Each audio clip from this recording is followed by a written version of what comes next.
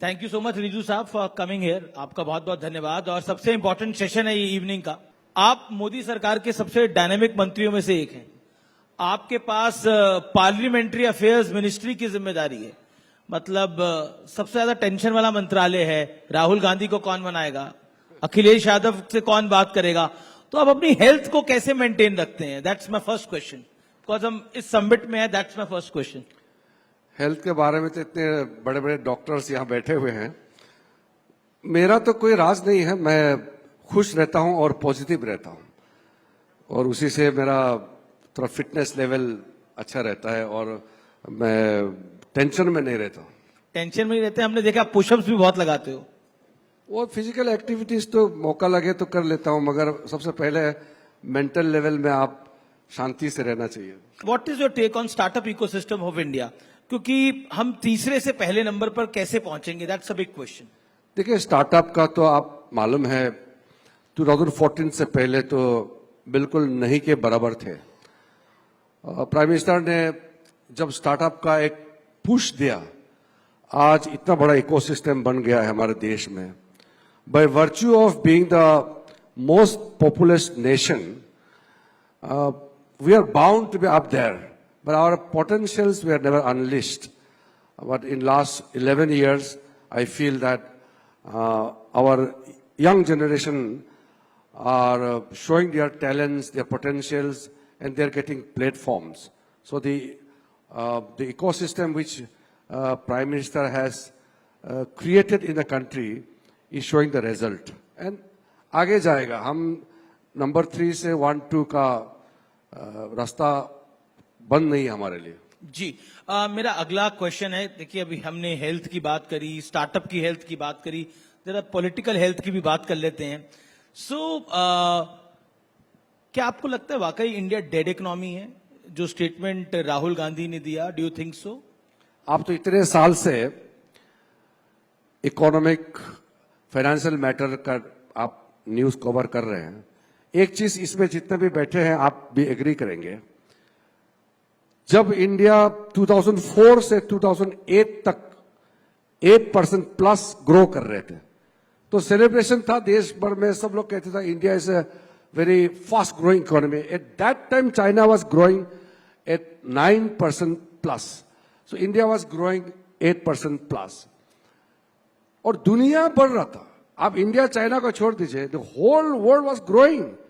It's a cycle of economic situation in the world where there are slums, there are growth.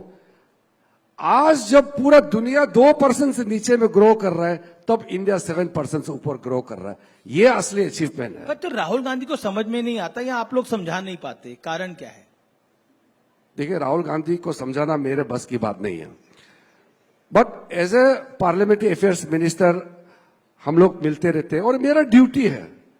मुझे झगड़ा नहीं करना है, parliament चलाना है तो सबको मिलके चलाना होता है। तो मैं हर दिन सुबह पार्टी के जो नेता होते हैं उनसे मैं बात करता हूं। मैं राहुल गांधी के पास मैं खुद भी जाता हूं, मैं खरगे जी के घर में मैं खुद जाता हूं।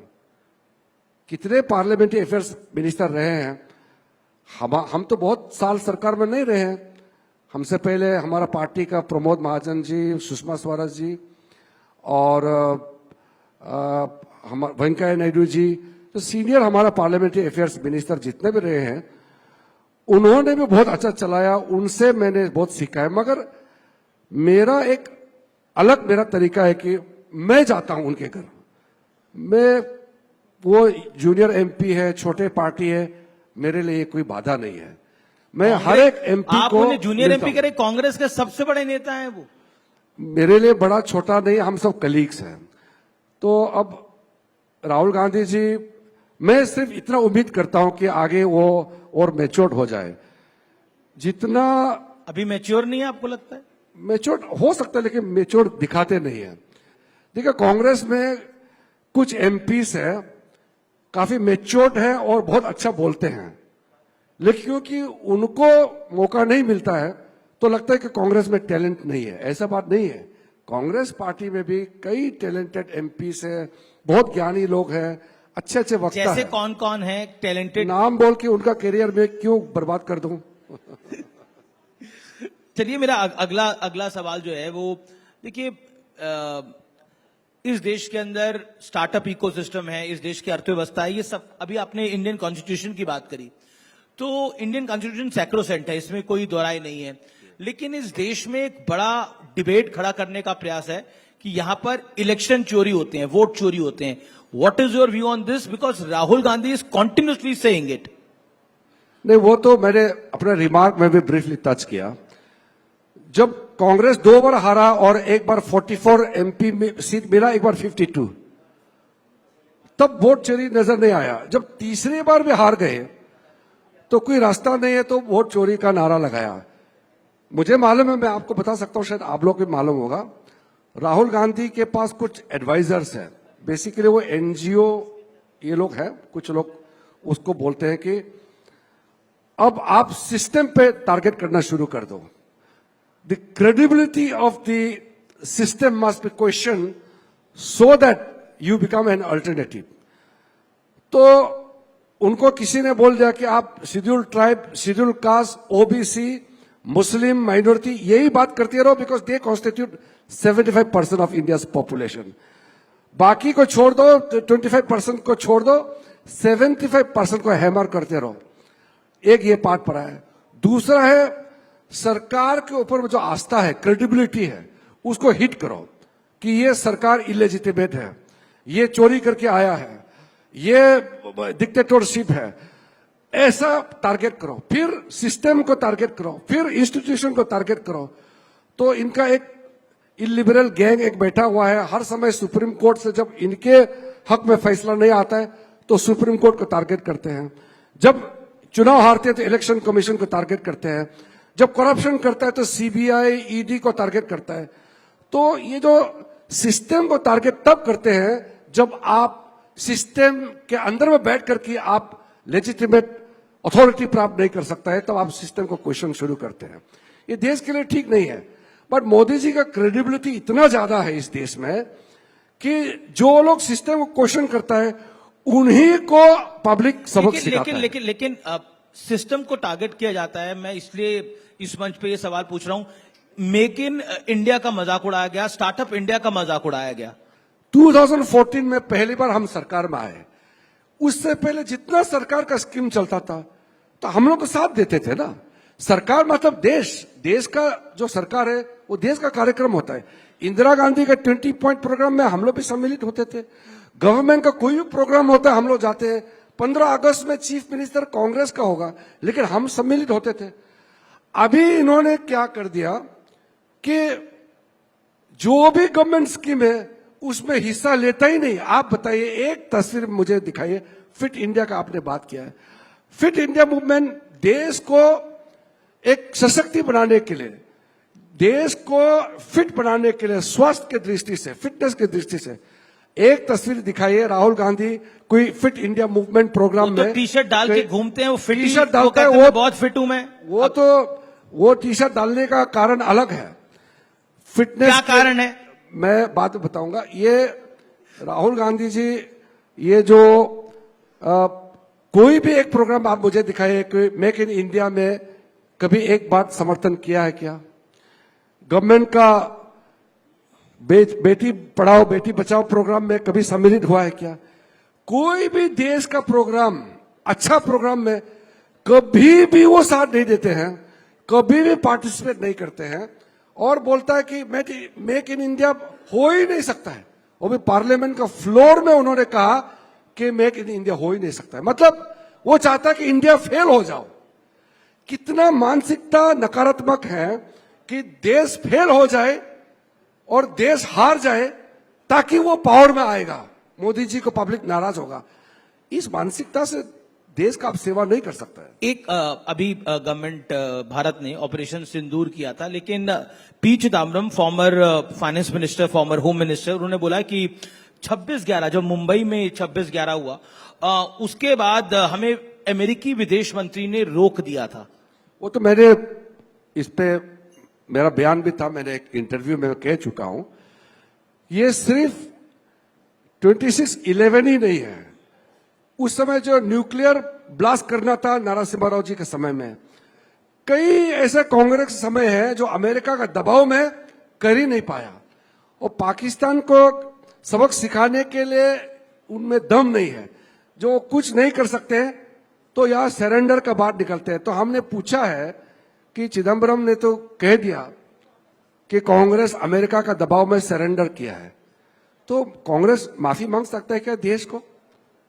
इतना बड़ा 3 दिन तक आतंकवादी हमला लाइव, किसी देश के ऊपर में लाइव हमला, मैं मानता हूं ये सिर्फ टॉर्चरस नहीं है, ये ह्यूमिलेटिंग था। हमारा देश का फाइनेंशियल कैपिटल में 5 स्टार होटल के अंदर में 3 दिन आतंकवादी अटैक करता रहा, लाइव टेलीकास्ट चलता रहा, और उसके बाद भी जवाब नहीं दे पाया, बोलता है कि हम बातचीत करेंगे। इससे बड़ा निकम्मा किसी सरकार को आप इस रूप में नहीं देख पाएंगे जो हमने कांग्रेस को देखा था। कांग्रेस का अपना स्टैंड है, उसके ऊपर मैं वापस आता हूं एक और इम्पोर्टेंट मुद्दे के ऊपर। क्या आपको लगता है कि बिहार इलेक्शंस के ऊपर, क्या आपको लगता है, क्योंकि बिहार इलेक्शंस पर आपका टेक क्या है, क्योंकि आरोप लग रहे हैं कि वहां पर भी आप ईडी सीबीआई का दुरुपयोग कर सकते हैं? नहीं, ऐसा कुछ नहीं है। अभी तो आरोप प्रत्यारोप का कोई मतलब नहीं है। चुनाव घोषणा हो चुका है और सीट हमारा तो एनडीए का सीट घोषणा भी हो चुका है। इन लोगों का तो अभी भी सीट का कोई फैसला नहीं हो पाया। बहुत स्मूथली जा रहा है। और बिहार इलेक्शन और उसके बाद जितने भी इलेक्शन आ रहे हैं, मैं देखता हूं कि हमारा एनडीए का ताकत बढ़ते जा रहा है। यंग एंटरप्रेन्योर्स के लिए, यंग स्टार्टअप्स के लिए कुछ कहना चाहेंगे आप? देखिए, मेरा message to them? बहुत ही सिंपल मैसेज है अपना यंग जनरेशन के लिए, जो स्पेशली जो स्टार्टअप्स में रुचि रखते हैं। इतना इस दुनिया में हम लोग इतना डिस्ट्रैक्शन होता है, कभी भी डिस्ट्रैक्शन नहीं होना है। सेकेंडली, देश के प्रति विश्वास रखना पड़ेगा, मायूसी कभी भी नहीं होना है। पॉजिटिव माइंडसेट रखेगा, आप बिल्कुल सक्सेस होगा, रोक नहीं सकते हैं।